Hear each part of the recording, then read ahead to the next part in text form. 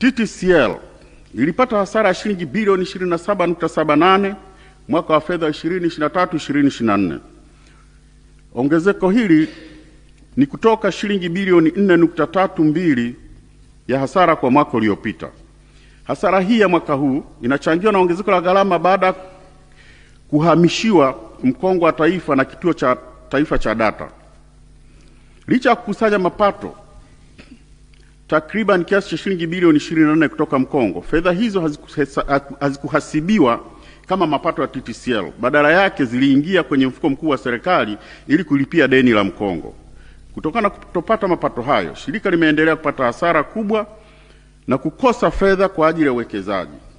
Kama mapato ya mkongo yangebakia TTCL, shirika lingeweza kupunguza hasara kwa takribani 86% au hata kupata faida. Kampuni ya ndege Tanzania ilipata hasara ya shilingi bilioni 91.8 ikiwa ni ongezeko la 62% kutoka shilingi bilioni 56.6 mwaka uliopita.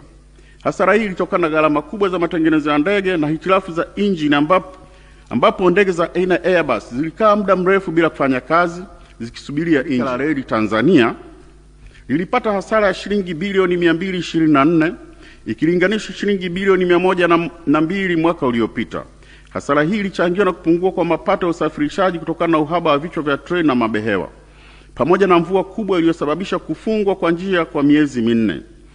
Shirika lilitumia kiasi cha shilingi bilioni 29.01 ikiwa ni ruzuku kutoka serikalini. Kama ruzuku hizi zingetolewa, shirika lingepata hasara ya jumla ya shilingi bilioni 253. Ni muhimu kuzingatia kuwa taarifa hii inahusu kipindi kilichoishia tarehe 30 Juni 2024 kabla ya kuanza kutumika kwa treni ya standard gauge kwa maana SGR. Kwa mapato ya SGR hapa haya. Kampuni ya kutengeneza nguzo za zege Tanzania. Kampuni ya kutengeneza nguzo za zege Tanzania, ambayo ni kampuni tanzu ya TANESCO, ilianzishwa kwa lengo la kuzalisha nguzo za zege za umeme, nguzo za zege na kufanya upimaji wa ubora wa bidhaa hizo hapa nchini. Hata hivyo, hadi sasa kampuni hiyo haijatekeleza jukumu hilo la msingi ipasavyo. Hadi kufikia mwaka wa fedha 2023/2024, kampuni ilipokea shilingi bilioni 6 kutoka TANESCO, ambapo shilingi bilioni 4 zilitengwa kwa ajili ya ujenzi wa kiwanda na maabara ya kupima ubora wa nguzo na shilingi bilioni 2 kwa ajili ya gharama za uendeshaji. Licha ya mpango hiyo, fedha nyingi zilitumika kulipa gharama za kawaida na kulipa wazabuni wa nje wanaotengeneza nguzo badala ya kampuni yenyewe kufanya kazi hiyo. Kwa zaidi ya miaka 10 tangu kuanzishwa kwake, kampuni bado haijaanzisha uzalishaji wa nguzo wala kuwa na maabara yake ya ndani, jambo linalofanya endelee kuwa tegemezi kwa huduma kutoka nje. Kwa sasa kampuni hiyo haitekelezi jukumu lake la msingi kama ilivyokusudiwa. Mheshimiwa Rais, kwa kuwa kampuni hii imeshindwa kutekeleza majukumu yake tangia imeanzishwa, napendekeza kampuni hii ivunjwe na shughuli za uhakiki wa ubora ziwe zinafanywa na idara ndani ya TANESCO.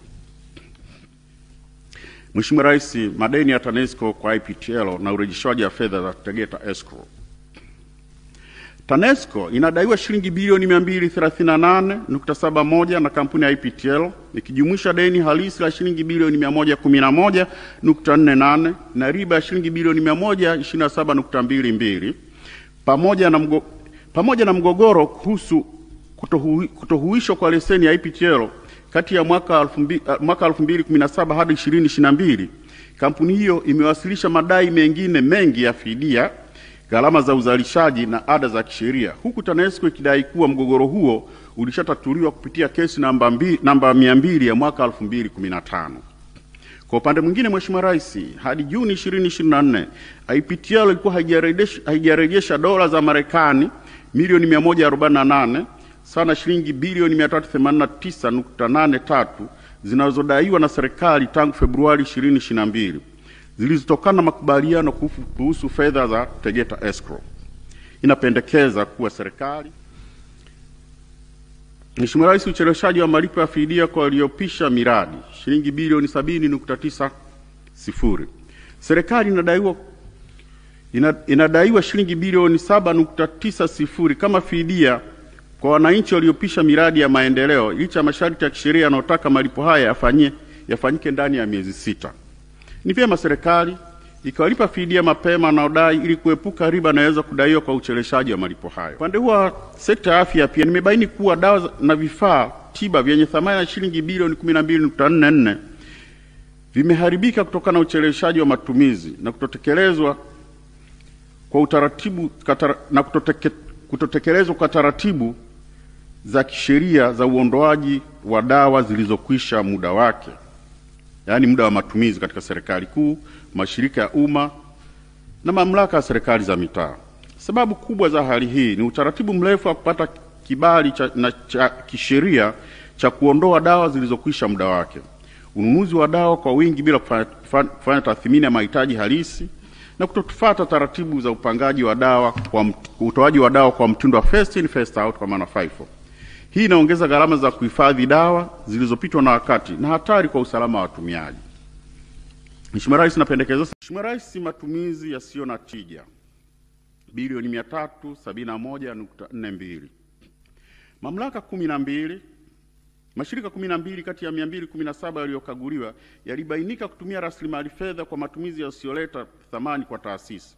Matumizi haya yalitokana na riba na faini za ucheleweshaji wa kulipa kodi, michango ya pensheni na makato ya kisheria, ucheleweshaji wa malipo kwa zabuni na wakandarasi, na malipo ya mashirika kwa watumishi walisimamishwa kazi kwa muda mrefu bila kibali cha Katibu Mkuu Utumishi.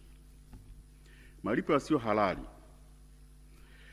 shilingi bilioni 6.75. Mheshimiwa Rais, mashirika 10 yalifanya malipo kinyume na taratibu, ikiwa ni pamoja na malipo kwa watumishi waliostaafu na kuondoka kazini, posho na mishahara kwa watumishi waliokaimu bila kibali, na malipo kwa kandarasi zaidi ya kazi halisi iliyofanyika. Mheshimiwa Rais, hivyo napendekeza kwa serikali iongeze udhibiti wa fedha na malipo ili kuhakikisha malipo yanalingana na thamani ya huduma zilizotolewa na kurejesha fedha zilizotolewa kwa matumizi yasiyostahili. Mwenendo wa deni la serikali. Kufikia tarehe 30 Juni 2024, deni la serikali lilifikia shilingi trilioni 97.35. Kiasi hiki kimeongezeka kutoka shilingi trilioni 82.25 kilichokuwa kimeripotiwa katika mwaka wa fedha wa 2022/2023. Hii ni sawa na ongezeko la shilingi trilioni 15.1 ambalo ni sawa na asilimia 18.36. Deni hilo linajumuisha deni la ndani la shilingi trilioni 31.95 na deni la nje la shilingi trilioni 65.40.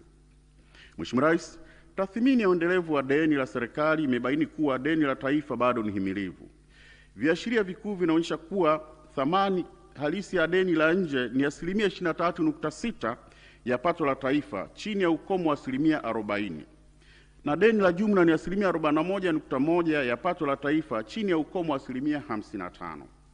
Malipo ya deni kwa mapato ya mauzo ya nje ni asilimia 127.5, chini ya ukomo wa asilimia 180.